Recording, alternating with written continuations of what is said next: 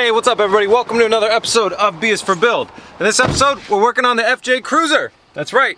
I need to use this SUV, so to do that, I need to get a couple things fastened up on it, and that's why we're not working on the Evora. So the first thing we gotta do is fix this door. And I got a line on a door, I got a great deal on a door, I just gotta hurry up and go get it. And that's part of one of the reasons that we're doing an episode right now is because I have to go up there and get that door.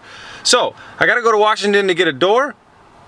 I cut out of work pretty early to do this. I'm expecting some massively bad traffic, but it's time to get started. That massive box behind me, that's the Fender, and there's a taillight somewhere in here too. So I think I have all the little pieces to the puzzle. Stay tuned.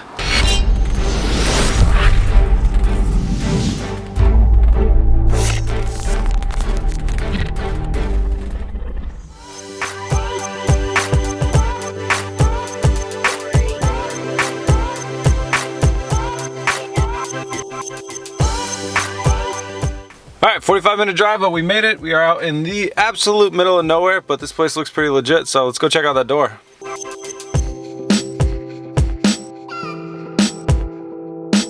Hell yeah, that was awesome. I love working with cool people, and you know, part of the fun of working on cars is just the people you meet. These guys, the company is called Gundies, G-U-N-D-I-E-S, and they're out in Washington and Oregon. Got a great price on this door because it does have a little bit of damage, but for me, since what we're doing with this car, the little bit of damage almost just doesn't even matter. So I got an amazing price, and they're super cool, so definitely recommend them. My car's reminding me to put my seatbelt on now. They are out in the middle of nowhere if you visit their Battleground Washington location, but do not be afraid, it's worth the drive. All right, let's get back to the shop. All right, we made it back to the shop, so I gotta make some room for the FJ, so I'm gonna go ahead and put the Evora on the rollers, slide the Evora out of the way, and then cross my fingers and pray that the FJ can back into the shop. It looks like it's gonna be really close.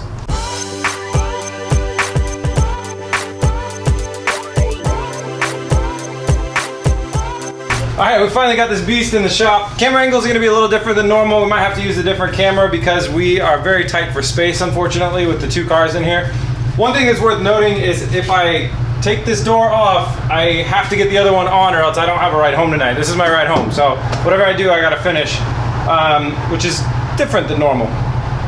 So the fender is bent in under the door, so the fender's gotta come off before the door comes off. I have a new fender inside the car, I have the new door, and I have the new taillight. I'd like to get that all installed in this episode so we have a better functioning vehicle. So I'm gonna go ahead and get started on the fender. I've never seen this vehicle before. I've never worked with this vehicle before, so this is gonna be new for me, but it'll be a good way to show you guys kind of my approach on when I do these things. But yeah, let's go ahead and pull this fender off.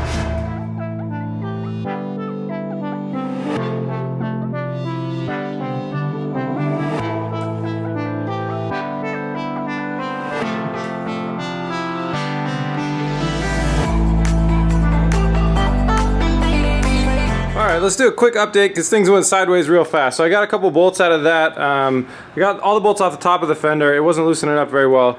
I think I needed to take off that fender flare. So I got most of the bolts out of that, and then there's this one that's hidden underneath a bracket for the front bumper. So it turned out the back of it was stripped, so I decided, okay, well, let's go ahead and just take off the front bumper. If everything works out right and my shipment comes in tomorrow, we will have a new front bumper for this thing tomorrow. So I've removed the bumper cover. It's just a piece of plastic, doesn't affect the way that the car drives or the safety of the car, so no more bumper tomorrow. Fine by me. I just have to keep in mind that I have to be able to drive this thing home tonight. So next thing that I'm going for is I'm going to start, you know, really attacking this area some more, try and figure out how to get the rest of the bolts out for this fender. They are pretty tricky, they're kind of hidden, so I gotta uncover those and pull those out.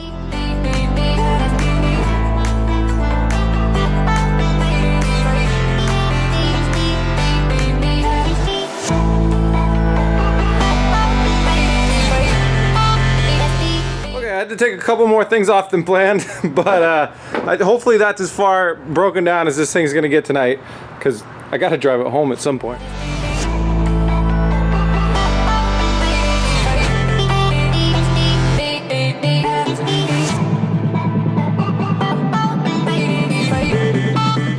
Alright, fender is off. Funny enough, I cannot figure out how to get the bottom of that fender flare off.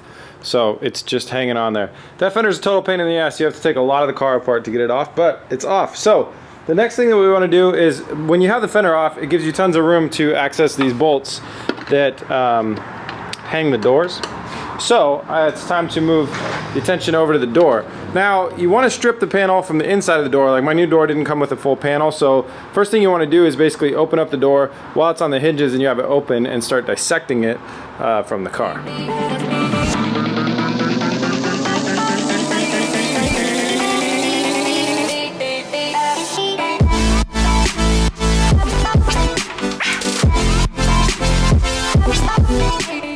Alright, that was very easy. We removed the inner door panel, popped off all the wiring from it, and that's the part that we have to save. I'm not sure if we have the molding on our new door or not. And then I pulled out our mirror, which actually does seem to be kind of straight, but it is like doubles as a maraca because it's got so much crap in it. Took some damage there. I wish I could, I hate the chromeness of these. I wish I could paint this, but then I'd have to go paint the other one, which would mean taking it off, taking the door panel off, and I'm just not up for that right now. So, gotta stay focused. So the next thing is I'm gonna go ahead and jump in the back, pull the, oh, I didn't leave enough room to pull the door out of the back. I'll have to figure that out. Pull the door out of the back here, bring it back around, make sure that they have the same amount of components and everything, and then once I do that, I can remove this door from the car. All right, door's off. Door came off really easily. I threw it outside. I forgot to turn the camera on when I did it, but super simple. 2 plugs left in there, 1 bolt right in there inside the door, and that was it. It came off. So we got the other door sitting back here. I'm gonna go ahead and pull it up and install it.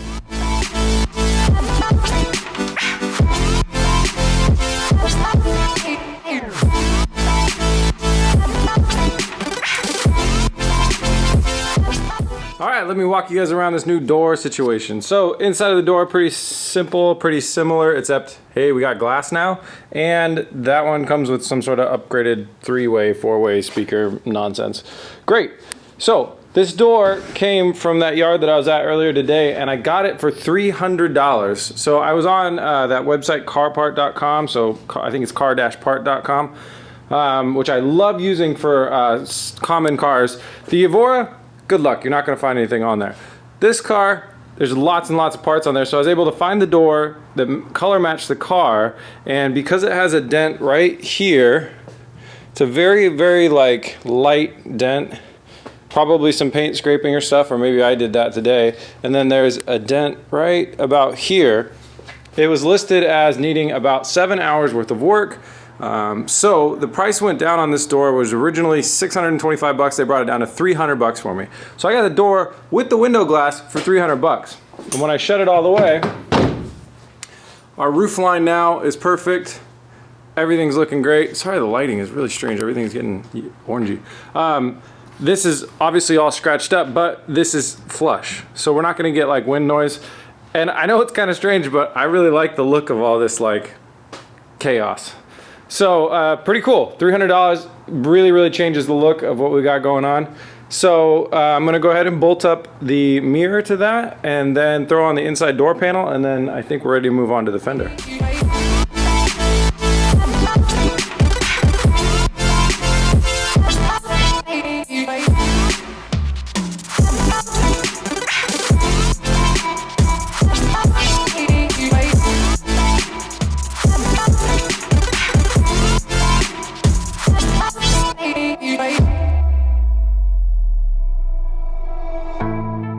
Alright, front bumper's back on, front end's back on. Let's see, the fender's on. We accidentally didn't measure before we shut this, so that needs to, I'll loosen up the screws around here, slide that out a little bit. But everything's great. Fender went on. That was a big worry part, because you know sometimes when these things, this car rolled, they can bend the mounting points, but all the mounting points stayed where they're supposed to be, so the fender bolted up really nicely. I did notice there's a crease in the fender right here. I don't know if I put that in there or if it came like that, so I'll watch the video and review, and if it came like that, I'll just email the eBay seller and get some money back. It was only a $60 fender, so I'm not gonna get that much money back for it, but oh well. So I'm really, really happy about this, because what it means now is that I obviously now I have a window, which keeps the weather out of the car, because a little bit of rain was getting in, and now I have some security so I can lock my shit in there and I don't have to worry about it on the street. So that's pretty cool. So tonight I'm done for the night. I'm gonna go ahead and throw some license plates on this thing and drive home, and tomorrow we'll hit it again and work on that taillight and hopefully the front bumper. All right, we're back for day 2. It is raining outside and the taillight is is not in the shop because we're really focused on the front end, but real quick, I want to get this taillight done. So we're going to go ahead and take out our DIY taillight and the remains of the OEM taillight and replace it with a brand new one.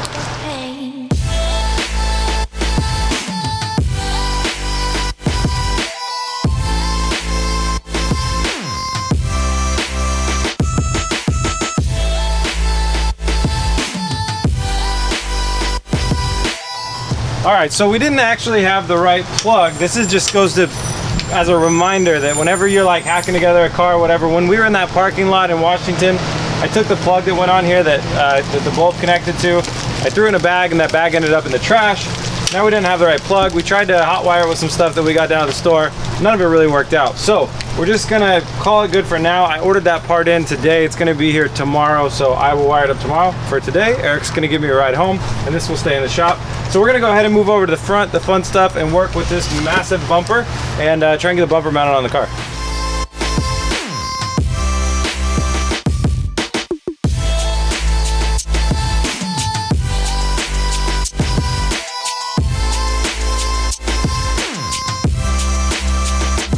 Alright, so we've unboxed our front bumper and we found two massive hunks of metal. There's this piece here and this piece here. And Eric and I are being men about this and leaving the instructions right where they belong. And we've dissected the front of the car, removing the front impact bar. It's over there now. And it looks like this bolts up where that was. So we're going to go ahead and throw this on, and then we're going to see if we can fit our winch in here without any modifications.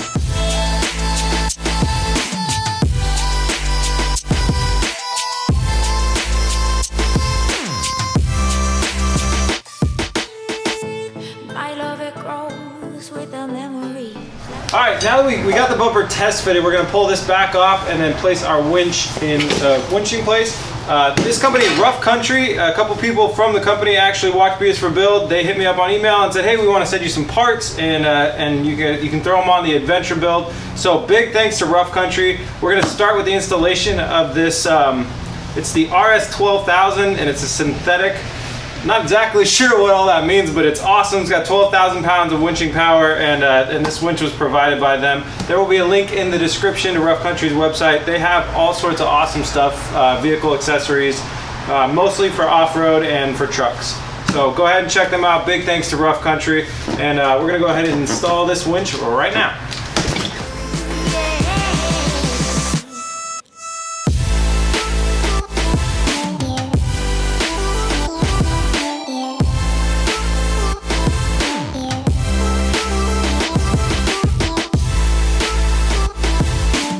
Alright, so we ran into a bit of an issue. So the winch, the relay box for the winch goes right here. And this bumper manufacturer, they kind of know that they're blocking that spot. This is a Smitty built bumper. And they kind of know that they're blocking that spot, and they provide you a relocation kit for your relay box.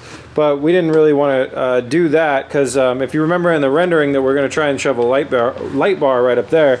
So what we're doing is we're doing our own relocation, and we're going to place the box right back there. It was pretty simple. We just extended some of the hardware in the box, and then there are some holes in this. So we're going to go ahead and bolt it in behind there.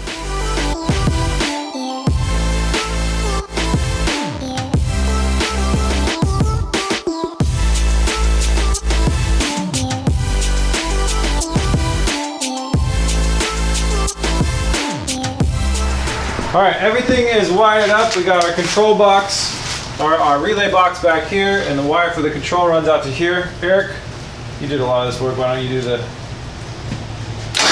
Yes! We have a winch! Pull that line. Thank you very much. All right, turn it up. We're gonna kill the battery.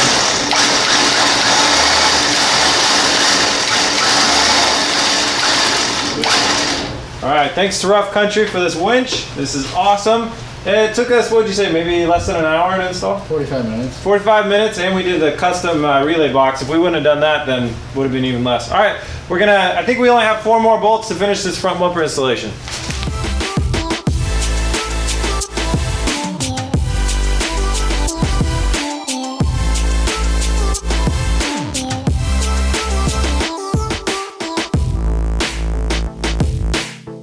All right, the install is completed. We got this bumper bolted on. There's just 4 really annoying bolts in the back, and we're on. We threw the grill back in. Everything looks great. That's a wrap. All right, guys, that is a wrap. This was pretty cool. So if you remember, we got the car for $6,300. We got the door for $300, the tail light or the fail light for $60, and the fender for $60. So what is that? About 420 bucks extra added onto the build before we jumped into this bumper stuff. That got our car back onto the road. So for 6,700 bucks, basically, we were back onto the road with this thing, looking normal, not turning too many heads, wondering why my car rolled over. So that was pretty cool. Big announcement, shirts are available for pre-sale for this. They're coming in a sand color with black on it and a gunmetal color with white on it. The shirts look really awesome, designed in-house by myself, printed locally here. So all the proceeds of that can go directly into this build. So if you want to help support, or you like FJ Cruisers, or all of the above, head over to our shop right now. They're available for pre-sale. I'm not sure what I'm going to throw in with pre-sale, but I always like to throw in something. When we do pre-sales, it really helps me gauge the numbers so I don't order too many of something and have a bunch of overstock, because that really hurts the proceeds going to the build. So if you want a shirt and you think you're going to get one eventually, please get one at pre-sale, because it really helps me get the right number of these things printed. Another shout out, big thanks to Rough Country. In a later episode, we're going to be doing light bar installs that they provided, and a lift kit that they provided as well for us. So thanks to Rough Country.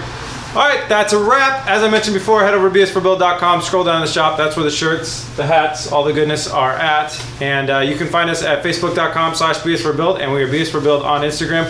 Thanks for watching, guys. I hope you enjoyed it. Please remember to like and subscribe. Peace. Come on.